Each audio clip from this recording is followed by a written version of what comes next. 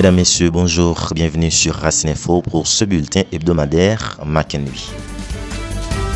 Face aux critiques récurrentes sur l'inaction et la passivité des forces armées d'Haïti, FADH, dans la lutte contre l'insécurité, le ministre de la Défense, Jean-Michel Moïse, est sorti de son silence pour annoncer que près de 700 recrues des FADH partiront pour une formation au Mexique. Il a également annoncé la construction de 25 nouvelles infrastructures militaires en banlieue, la réhabilitation des bases, l'acquisition des véhicules ainsi que d'équipements de surveillance et de matériel sensible.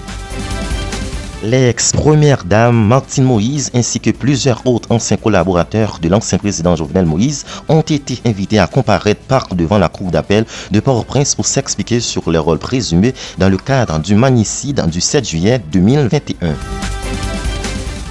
Le mercredi 18 juin 2025, le Premier ministre des Affaires étrangères et des Cultes, Jean-Victor Avet Jean-Baptiste, a accueilli le nouveau chargé d'affaires AI des États-Unis d'Amérique en Haïti, l'ambassadeur Henry Wooster.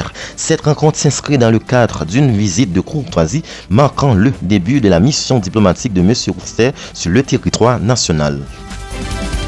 La direction de l'immigration et de l'émigration en collaboration avec la Cour supérieure des comptes et du contentieux administratif a lancé le lundi 16 juillet 2025 une session de formation à l'intention des responsables du centre de la DIE. Cette formation était portée sur les mécanismes de gestion de la petite caisse ainsi que sur son nouveau système de paiement informatisé. Les Nations Unies ont lancé le lundi 16 juillet 2025 une alerte sur la situation alimentaire des plusieurs régions du monde en mettant particulièrement l'accent sur Haïti. Selon le programme alimentaire mondial, PAM, plus de 8400 personnes déplacées à l'intérieur du pays font déjà face à des niveaux catastrophiques d'insécurité alimentaire aiguë dans la région de Port-au-Prince. La capitale haïtienne connaît un nouvel épisode de blackout total depuis le mardi 17 juin 2025 à la suite de tensions survenues à Mirbalais dans le département du centre. Cette coupure d'électricité provient d'une action menée par des membres de la société civile qui ont interrompu l'alimentation en provenance de la centrale hydroélectrique de Péligue, principale source d'énergie pour la capitale. Issu d'une cérémonie officielle tenue au commissariat de Delma le lundi 16 juin 2025, 7 policiers affectés à la direction de la circulation de la police routière des CPR ont été honorés. Ce geste de reconnaissance vise à encourager le professionnalisme et les efforts consentis quotidiennement par les agents de la DCPR dans un contexte de lutte contre l'insécurité grandissante et les actes d'incivisme sur les routes.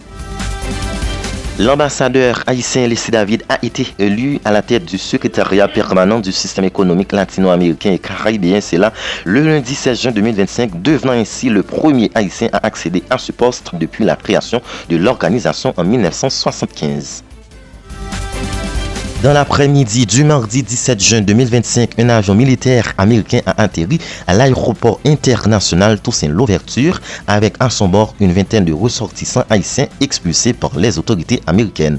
Selon les premières informations disponibles, les personnes rapatriées auraient eu des démêlés avec la justice américaine. Le Conseil présidentiel de transition CPT a reçu le mercredi 10 juin 2025 à la villa d'accueil Madame Maria Isabel Salvador à l'occasion de la fin de sa mission en Haïti en tant que représentante spéciale du secrétaire général des Nations Unies. L'Office national d'assurance vieillesse ONA a publié mercredi 10 juin une note de démenti formelle en réponse à une série d'accusations circulant sur les réseaux sociaux mettant en cause l'intégrité de l'institution et de son directeur général, M. Ronald Basile. Dans cette déclaration, la direction générale de l'ONA exprime sa stupéfaction face à la diffusion d'allégations mensongères qu'elle qualifie de sans fondement. Maître Pierre-Antoine Borga, ancien président de la Chambre de commerce et d'industrie du Sud, CCIS, a été abattu jeudi 19 juin 2025 à Village Guillit sur la route de l'aéroport de la ville d'Ecaille. Pris pour cible par des individus lourdement armés, il a été grièvement blessé par plusieurs projectiles avant d'être transporté en urgence à l'hôpital HIC d'Ecaille où il a succombé à ses blessures. C'est ainsi s'achève ce bulletin hebdomadaire sur Racine Info. Merci de l'avoir écouté. Excellente journée à toutes et à tous et bon week-end.